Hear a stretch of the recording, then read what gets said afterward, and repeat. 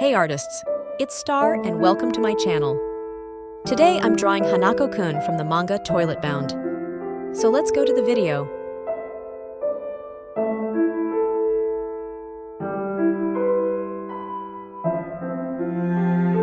I always start with skin coloring. There's no specific reason behind it, I just like it that way.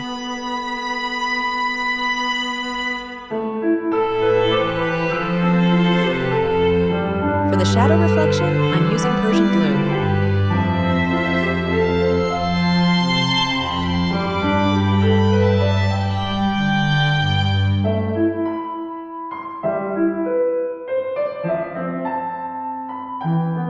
After this, move on to clothes.